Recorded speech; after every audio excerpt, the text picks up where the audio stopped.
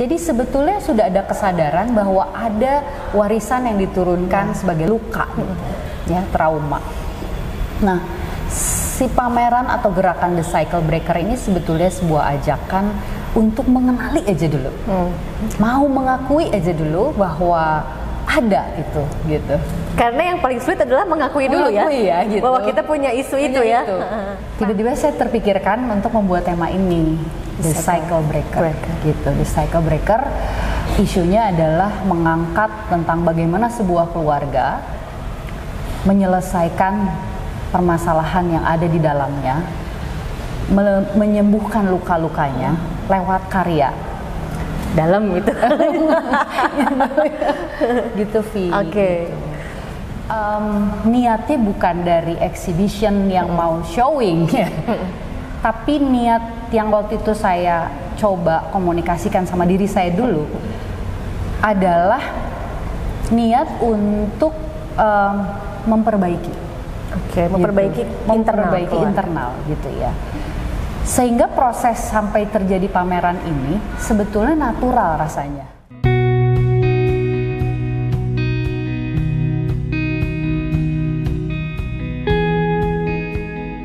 Halo teman baik, ketemu lagi sama Afi di Lihat Lebih Dekat.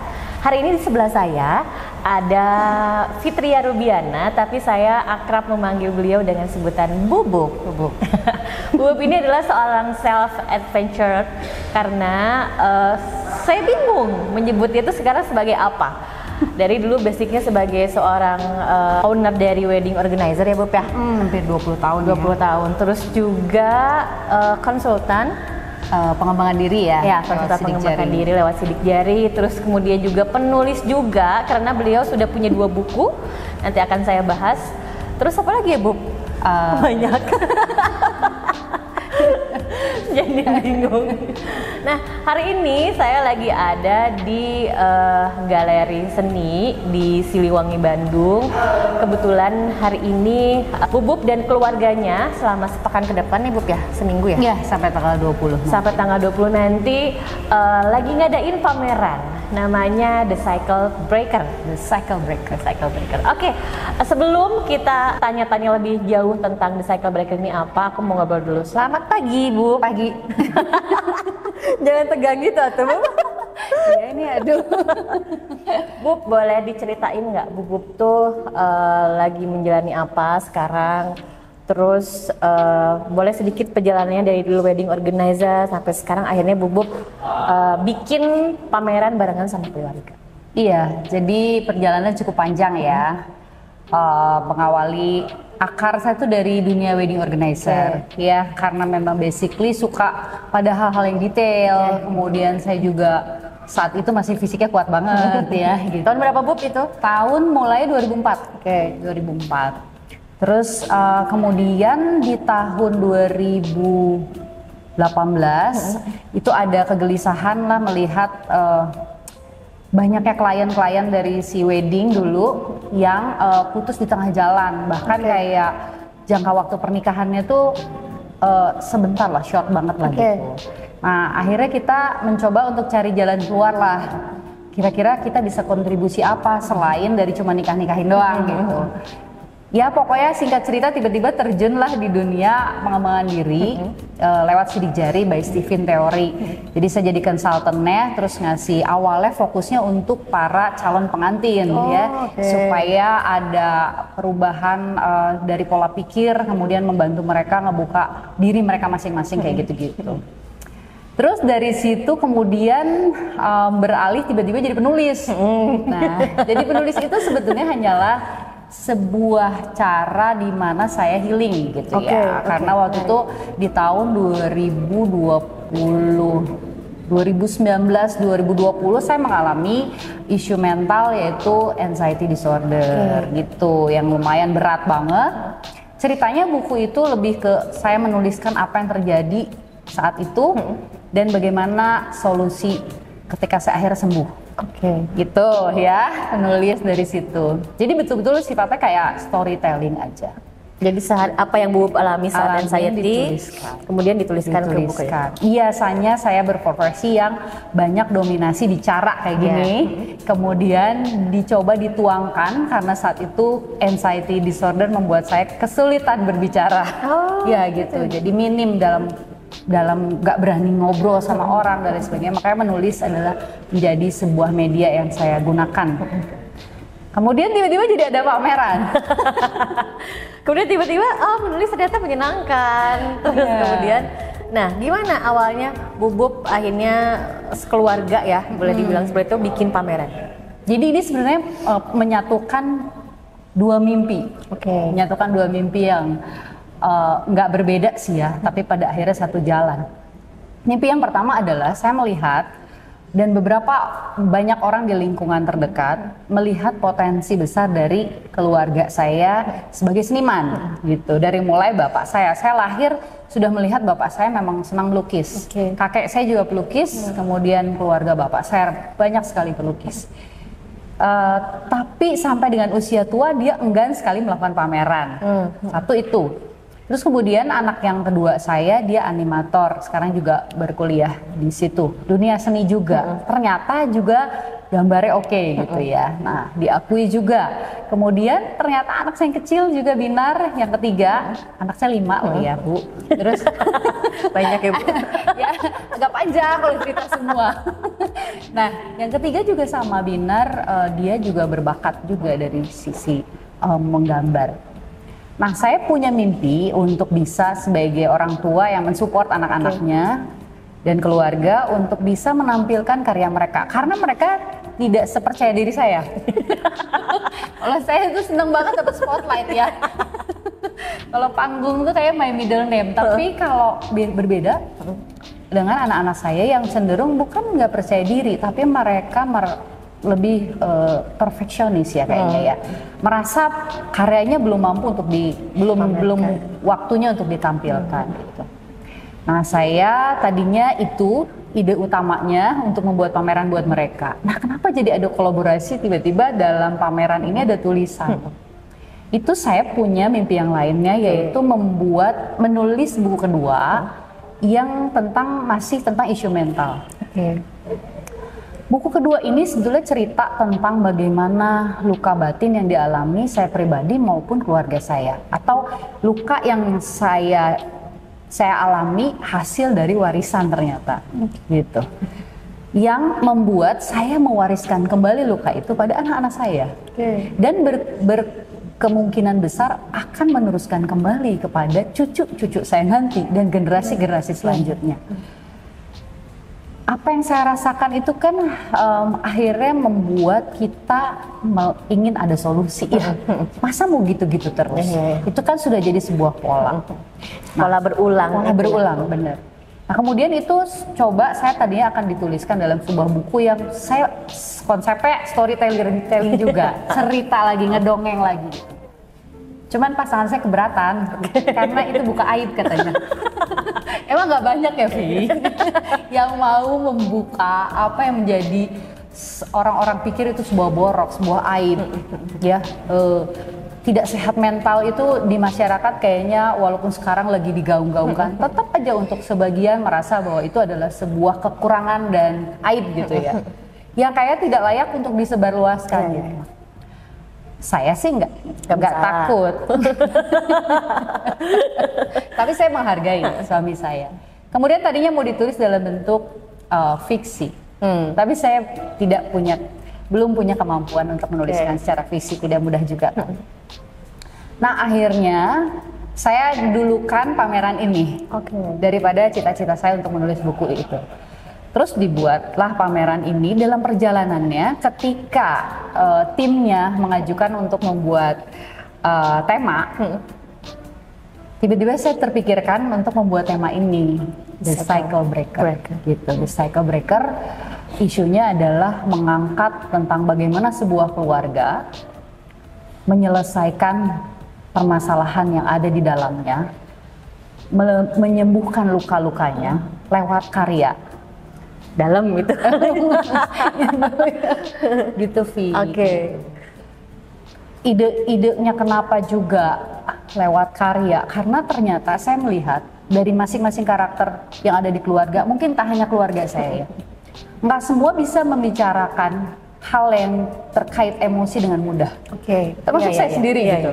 Saya kayaknya ramai banget ngomong. Afi juga mungkin gitu ya, seneng cerita, seneng ngobrol. Tapi udah yang berbau regulasi emosinya susah. Ada yang begitu mulai emosi cirambai ya, atau terbata-bata ya, segala macam. Nah, ini sebetulnya wujud pameran ini adalah wujud kebebasan berekspresi. Nah, ya, untuk mengekspresikan emosi-emosi yang dipendam atau mungkin direpresi, diabaikan, untuk bisa keluar dalam kekhasannya masing-masing. Karena apa yang menjadi passion mereka, rasa-rasanya sesuatu yang passion itu kan kayak lebih mudah untuk dikeluarkan, untuk dijadikan gitu ya. Nah, saya sepertinya punya kemudahan mengeluarkan emosi saya lewat tulisan, anak-anak saya lewat gambar, begitupun bapak saya yang menjadi generasi terdahulu, yang juga punya isu tersendiri gitu sih. Bu, proses untuk mengkoneksikan atau bahkan mengajak anak-anak untuk bisa yuk kita nggak bikin pameran itu kan sepertinya nggak mudah ya menurut Bu ya. Nah, bagaimana Bu memulai proses ke anak-anak atau mungkin ke orang tua Bu, ke bapak Bu tadi untuk yuk kita bikin ini nih, dealnya kayak gimana dealnya? Nah, ini menarik ya Via, karena mungkin niatnya bukan dari exhibition yang mau showing, tapi niat yang waktu itu saya coba komunikasikan sama diri saya dulu adalah niat untuk memperbaiki, memperbaiki internal gitu ya. Sehingga proses sampai terjadi pameran ini sebetulnya natural rasanya, gitu. Contohnya seperti ini, Via. Anak saya kesulitan terkoneksi dengan anak pertama saya yang introvert sekali gitu ya. Dia tuh kalau saya ajak bicara, Kak kita bikin pameran gini-gini, udah pasti ditolak, gitu. Tapi saya masuk dengan, Kak mau nggak bantuin Bubuk? Aku ada tulisan, kamu bikin ilustrasinya. Kalau kamu santai, lagi ujian nggak? Ada, gitu. Dia nanya, ada deadline-nya nggak? Kakak ada ujian nggak? Jadi saya lebih fokus sama dia apa yang dia lakukan, gitu, apa yang dia lakukan, apakah dia terganggu atau tidak. Gitu. Nah, sebenarnya di situ ada satu yang tanpa saya sadari, pesan saya masuk. Dia tanpa dipaksa membaca tulisan saya. Kan sampai akhirnya mau nggak mau dong, karena dia yang gambar, dia harus tahu dulu tulisan ibunya. So dia akan meresapi itu tanpa dipaksa. Baca dulu ya ini ya supaya kamu ini, atau saya kayak order gitu ya jatuhnya ya. Nah, ternyata gambar yang dia buat itu saya takjub sih. Itu betul-betul mewakili apa yang saya rasakan. Gitu. Tidak hanya buat Razan yang besar yang usianya udah 20, tapi juga yang Binar juga dia bisa merekam itu. Karena kita punya satu rasa dengan permasalahan yang ada di rumah gitu. Ya, gitu. Nah, jadi itu akhirnya jadi proses yang natural. Dan kapan waktu pameran ini berlangsung, saya ngikutin kesiapan dari yang ada di rumah, gitu. Tapi karena ini semua passionnya, tidak sulit rasanya gitu. Karena misalnya saya bicara sama bapak saya, Pak nanti rencana mau bikin apa? Ya udah yang ada aja, karena bapak saya produktif sekali, tapi tidak mau tampil kan gitu. Ya udah nanti mau yang ini, ya mudah, semua dimudahkan. Let it flow, semuanya mengalir. Gitu, bener. Kemudian dengan Binar juga, saya justru kalau sama Binar, saya kan saya tuh kolektor si gambar-gambar Binar dari kecil. Tapi saya tidak pernah menghususkan diri untuk menyelami apa yang dia gambar dan apa di balik itu. Dan akhirnya gambar itu saya bisa jadikan sarana atau jembatan berkomunikasi dengan dia. Jadi lewat gambar gitu. Yang paling berkesan gambar apa? Oh ada satu. Ini buat orang malu kali ya ibu-ibu kalau ngomong ini, tapi udahlah ya. Binar itu sering sekali membuat bentuk wanita dengan tanduk di kepala. Oke. Ya, dia selalu bilang itu monster, itu monster, itu monster ya. Nah, tapi lama kelamaan saya perhatikan gambar itu hadir ketika dia habis saya marahi. Jadi ya udah Iya, tahu dong udah harusnya tahu ya. siapa monster itu. Akhirnya saya ngobrol sama dia. Waktu zaman dulu ketika dia menggambar itu, saya selalu kayak ini aku ya, tapi penuh tekanan gitu dia. Jadi dia nggak mau mengakui, bukan, itu bukan kamu gitu. Tapi lama kelamaan saya akhirnya membuat itu menjadi sebuah candaan. Oke. Cek, kok si perempuan tandukan itu kok udah nggak ada sih, Bubuk baik sekarang gitu. Ya, kita switch aja lah. Ketika anak menggambar seperti itu, ada sebuah ego saya yang kayak, emang saya galak, emang saya sebagai ibu gitu ya, tapi sebenarnya harusnya bisa menjadi perenungan ya, untuk perbaikan gitu.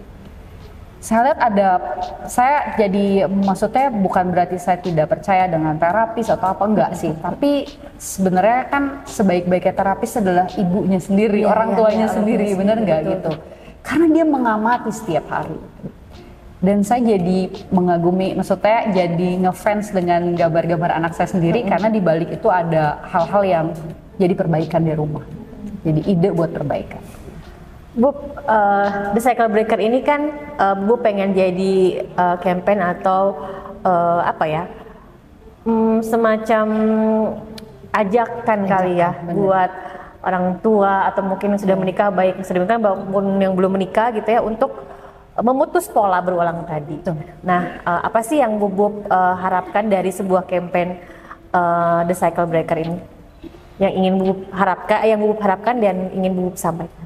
Ya, sebetulnya semua dari kita sebetulnya mungkin juga sesekali sadar bahwa seringnya nggak sadar. Karena saya tidak ngejudge, tapi ini saya alami gitu ya. Seringkali ada kesadaran bahwa wah, saya nih begini kepada anak saya karena saya dulu dibeginikan orang tua saya. Ibu saya begini karena nenek saya memang begitu, gitu ya. Jadi sebetulnya sudah ada kesadaran bahwa ada warisan yang diturunkan sebagai luka, ya, trauma. Nah, si pameran atau gerakan The Cycle Breaker ini sebetulnya sebuah ajakan untuk mengenali aja dulu, mau mengakui aja dulu bahwa ada itu, gitu. Karena yang paling sulit adalah mengakui dulu ya, gitu, bahwa kita punya isu itu ya. Nah, untuk memperbaiki atau memutus pola itu, gitu ya, itu akan natural bisa mendapatkan solusinya lewat keluarganya masing-masing. Karena masing-masing keluarga punya kekhasannya tersendiri, ya gitu. Dan banyak orang kekurangan energi dan waktu untuk bisa terkoneksi dengan keluarganya. Karena kehabisan waktu di luar, mungkin ya, habis-habisan di dan luar. gadget mungkin sekarang. Ya, kan kalau ngumpul semua kayaknya sibuk dengan urusannya masing-masing gitu. Ya, jadi ini gerakan yang sederhana lah ya, buat saya sih sederhana, yang bisa dilakukan oleh semua orang. Tidak harus anak-anaknya jadi seniman. Tidak harus, karena setiap anak istimewa, setiap kita istimewa gitu ya. Hanya kita mungkin kesulitan menemukan keistimewaan di anak-anak kita gitu. Karena banyak distraksi dari luar. Banyak distraksi, ya terutama kayak sosial media, kayak membuat gambaran bahwa yang istimewa itu seperti ini. Sehingga kita kesulitan menghargai yang ada di depan, yang nggak masuk dalam kategori itu gitu. Salah satu anak saya tidak bisa menggambar, tidak terlihat seperti menonjol, tapi ketika saya betul-betul mendalami sehari-hari, terkoneksi sekali sama dia luar biasa banget gitu. Ya, dan di buku saya, di salah satu puisinya, saya minta maaf sama dia karena tidak menghargai keistimewaannya dalam kesehariannya yang tampak biasa saja. Padahal sebenarnya biasa juga ya, nggak apa-apa ya. Iya, betul. Kita jarang menghargai hal yang biasa dari anak kita. Karena kan di luar kan harusnya anak tuh berprestasi di bidang ini, betul. jadi ranking berapa dan segala macam. Makanya dia ditampilkan di sini, tulisan-tulisan dia. Karena dia bersuara lewat menulis yang sederhana gitu. Dia nggak usah maksain dirinya jadi apa. Ketika saya ajak kamu mau gabung di pameran gitu ya, nggak usah, biar mereka aja, mereka pinter gambar, ada yang perlu di showing gitu. Tapi mungkin kamu mau ngasih kata-kata atau apa, oke, kalau itu aku bisa gitu. Nah, Ya. tanpa ada paksaan. Nggak ada paksaan. Bu, keren banget obrolan kita hari ini. Jadi teman baik, ya, Sanggar Olah Seni di Babakan Siliwangi, Kota Bandung. Di sini teman-teman bisa melihat karya-karya dari anak-anaknya Bubuk dengan segala macam emosi yang tertuang dalam fragmen-fragmen. Ada bagian keluarga, ada menceritakan tentang ayahnya yang lucu banget di sebelah sana. Jadi teman baik harus datang. Juga ada tulisan Bubuk yang membuka siapakah Bubuk sebenarnya. Iya. Juga ada buku, sebenarnya The Cycle Breaker ini ada bukunya ya Bub ya? Iya. Kalau dicetak diperbanyakkan? Ya kemarin saya tadinya berpikir ya ini untuk dibuat master aja di pameran, tapi kemudian ternyata yang melihat meminta untuk diproduksi. Ya kalau itu ternyata bermanfaat, ya dengan senang hati gitu nanti dibuat. Nah teman baik, ini buku pertama di sini. Ini istimewa karena yang editnya aku. Kalau di sini cerita perjalanan kesembuhan dari anxiety disorder, masih bisa dipesan nggak Bu? Masih bisa. Masih bisa. Walaupun untuk yang awal udah muat. Oke. Jadi buat teman-teman yang mungkin lagi mengalami anxiety atau ya sedikit-sedikit cemas atau keluarganya punya anxiety juga, boleh banget baca buku ini. Karena aku aja waktu ngeditnya ya kayak aduh iya juga ya gitu. Karena ini relate, dikemas dengan bahasa yang sederhana. Terus kemudian yang kedua, ini yang terbaru, The Cycle Breaker. Ilustrasinya sama Razan ini. Oh ini ilustrasinya sama anak yang pertama iya. Ya.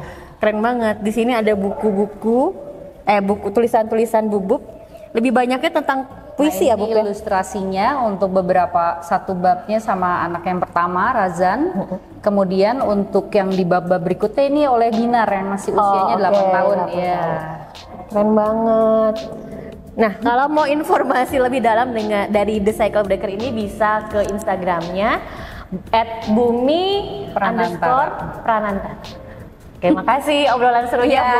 Sama-sama. Dadah teman baik.